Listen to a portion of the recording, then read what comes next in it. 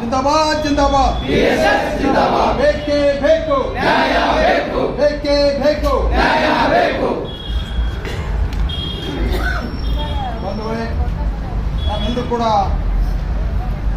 ಇವತ್ತು ಈ ಒಂದು ರಾಜ್ಯ ಸಮಿತಿಯ ಒಂದು ನಿರ್ದೇಶನದ ಮೇರೆಗೆ ರಾಜ್ಯದ ಎಲ್ಲ ಜಿಲ್ಲಾ ಕೇಂದ್ರಗಳಲ್ಲಿ ಈ ಒಂದು RSS ಸಂವಿಧಾನ ವಿರೋಧಿ ನಡೆಯನ್ನು ವಿರೋಧಿಸಿ ಹಾಗೂ RSS ವಿರುದ್ಧವಾಗಿ ಈ ಕೋಮುವಾದದ ವಿರುದ್ಧವಾಗಿ ಗಟ್ಟಿಯಾಗಿ ಧ್ವನಿ ಎತ್ತಿ ಇವತ್ತು ನಮ್ಮೆಲ್ಲರಿಗೂ ಕೂಡ ಸ್ವಾಭಿಮಾನದ ಬದುಕಿಗೆ ನಾಂದಿ ಹಾಡ್ತಿರ್ತಕ್ಕಂಥ ಸನ್ಮಾನ್ಯ ಪ್ರಿಯಾಂಕ್ ಖರ್ಗೆ ಅವರಿಗೆ ಬೆಂಬಲಿಸಿ ಈ ಒಂದು ಹೋರಾಟವನ್ನು ರಾಜ್ಯದ ಎಲ್ಲ ಜಿಲ್ಲಾ ಕೇಂದ್ರಗಳಲ್ಲಿ ಮಾಡ್ತಾ ಇದ್ದೀವಿ.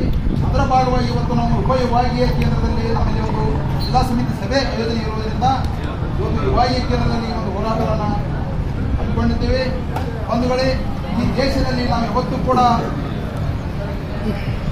ಬೌದ್ಧರ ಕಾಲದಿಂದ ನಾವೆಲ್ಲರೂ ಕೂಡ ಶೋಷಣೆಗೊಳಗಾದದ್ದು, ಸಾಮಾಜಿಕ ಅವಮಾನಗಳನ್ನು ಅನುಭವಿಸುವುದು ಮತ್ತು ನಾವೆಲ್ಲರೂ ಕೂಡ ಆರ್ಥಿಕವಾಗಿ ಶೈಕ್ಷಣಿಕವಾಗಿ ಹಿಂದುಳಿದಿದ್ದು ಈ RSSನ ಮೂಲ ಚಿಂತನೆ ಆಗಿರ್ತಕ್ಕಂಥ ಮನುಸ್ಮೃತಿಯ ಭಾಗದಿಂದ ಈ ದೇಶದಲ್ಲಿ ಭಾರತೀಯ ಜನತಾ ಪಾರ್ಟಿ ಸಂಪೂರ್ಣ ತಮ್ಮ ಆಡಳಿತ ವೈಖರಿಯನ್ನು ಸಂವಿಧಾನವನ್ನು ಅವಾಯ್ಡ್ ಮಾಡಿ ಮನುಸ್ಮೃತಿಯ ಅಜೆಂಡಾವನ್ನು ಜಾರಿಗೆ ತರಬೇಕು. ಸಂವಿಧಾನ ಮುಖಾಂತರ ಬಂದಂಥ ಅಧಿಕಾರವನ್ನು ದುರುಪಯೋಗಪಡಿಸಿಕೊಂಡು ಧಾರ್ಮಿಕತೆಯನ್ನು ನೆಲೆಗೊಳಿಸಬೇಕು.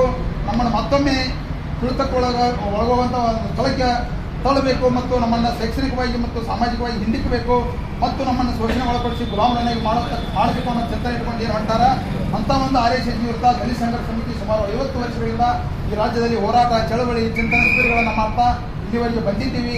ಇವತ್ತಿನ ಸಂದರ್ಭದಲ್ಲಿ ಏನು ಒಂದು RSS ಈ ದೇಶದಲ್ಲಿ ಕಾನೂನನ್ನು ಮೀರಿ ಯಾವುದೇ ನೋಂದಣಿಯನ್ನು ಮಾಡಿಸದೆ, ಯಾವುದೇ ಅಡಿಟನ್ನು ಮಾಡಿಸದೆ, ಯಾವುದೇ ಪರವಾನಗಿಯನ್ನು ತೆಗೆದುಕೊಳ್ಳೋದಿಲ್ಲ, ನಮ್ಮದೇ ಒಂದು ನಿಯಮ, ನಮ್ಮದೇ ಒಂದು ರೂಲ ಅನ್ನುವಂಥ ಚಿಂತನೆ ಇಟ್ಕೊಂಡು ಈ ದೇಶದಲ್ಲಿ ಏನು ಒಂದು ಸಂಘಟನೆಯನ್ನು ಕಟ್ಟುವಂಥ ಕೆಲಸವನ್ನು ಮಾಡ್ತಿದ್ದಾರೆ. ಆ ಒಂದು ನೀತಿಯನ್ನು ಇವತ್ತು ರಾಜ್ಯ ಸಚಿವರಾಗಿರ್ತಕ್ಕಂಥ ಸನ್ಮಾನ್ಯ ಪ್ರಿಯಾಂಕ್ ಖರ್ಗೆ ಅವರು ಭಾಳ ಗಂಭೀರವಾಗಿ ಎದುರಿಸಿ ತಮ್ಮ ಕ್ಷೇತ್ರದಲ್ಲಿ ಚಿತ್ತಾಪುರದಲ್ಲಿ ಅಂತಿಮವಾಗಿ ಅವರನ್ನು ಕಾನೂನು ಒಳಪಡಿಸುವಂಥ ಚಿಂತನೆಯಲ್ಲಿ ಸಕ್ಸಸ್ ಆಗ್ಯಾರ ಮತ್ತು ಅವರನ್ನು ಒಂದು ಸಂವಿಧಾನ ಒಪ್ಪಿಕೊಂಡು ಹೈಕೋರ್ಟ್ ನಿರ್ದೇಶನದ ಮೇರೆಗೆ, ಜಿಲ್ಲಾಡಳಿತ ನಿರ್ದೇಶನ ಮೇರೆಗೆ ಒಂದು ನಿಯಮಗಳನ್ನು ಪಾಲಿಸಿ ಇವತ್ತೇನು ಚಿತ್ತಾಪುರದ ರ್ಯಾಲಿ ಮಾಡ್ಯಾರ ಅದಕ್ಕೆ ಕಾರಣೀಭೂತರು ಸನ್ಮಾನ್ಯ ಪ್ರಿಯಾಂಕ್ ಖರ್ಗೆ ಅವರು. ನಾವು ದಲಿತ ಸಂಘರ್ಷ ಸಮಿತಿಯವರು ಯಾರು ಪ್ರಜಾಸತ್ತಾತ್ಮಕವಾಗಿರ್ತಾರೋ, ಪ್ರಜಾಪ್ರಭುತ್ವ ಪರವಾಗಿರ್ತಾರೋ, ಯಾರು ಸಂವಿಧಾನದ ಪರವಾಗಿರ್ತಾರೋ, ಯಾರು ದಲಿತರ ಪರವಾಗಿರ್ತಾರೋ ಅಂಥವರಿಗೆ ಬೆಂಬಲಿಸಬೇಕು ಮತ್ತು ನೈತಿಕವಾಗಿ ಬೆಂಬಲವನ್ನು ಕೊಡಬೇಕು ಅನ್ನೋಂಥ ಚಿಂತನೆ ಇಟ್ಕೊಂಡು ನಾವು ಹೋರಾಟವನ್ನು ಮಾಡ್ತಿರ್ತೀವಿ. ಇಲ್ಲಿ ಯಾವತ್ತೂ ಕೂಡ ವ್ಯಕ್ತಿ ಪರವಾಗಿ, ಅವರ ಅಧಿಕಾರದ ಪರವಾಗಿ ಯಾವುದೇ ರೀತಿ ಬೆಂಬಲ ಮತ್ತು ಇದನ್ನು ಇರುವುದಿಲ್ಲ.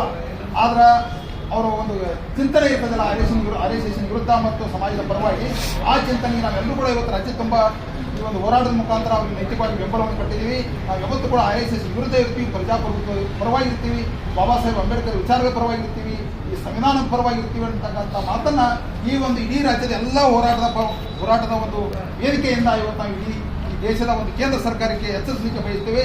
ಮತ್ತು ಮುಂದೆ ಈ RSS ಅನ್ನುವಂಥ ಒಂದು ಸಂಘಟನೆ ಮುಂದಿನ ನಿರ್ಮಾಣದಲ್ಲಿ ಇವತ್ತು ಸನ್ಮಾನ್ಯ ಪ್ರಿಯಾಂಕ್ ಖರ್ಗೆ ಅವರು ಹೇಳ್ಯಾರ, ಹೋರಾಟ ಮತ್ತು ಸಂಘರ್ಷ ಇವತ್ತು ಪ್ರಾರಂಭ ಆಗುವ ಅಂತ ಹೇಳ್ಯಾರ. ಇವತ್ತು ಕೂಡ ಎಲ್ಲರೂ ಜಾಗೃತರಾಗಬೇಕು. ಅದು ಸಂವಿಧಾನಬದ್ಧವಾಗಿ ಮಾಡಿದರೆ ಮಾತ್ರ ಅವಕಾಶ ಕೊಡಬೇಕು.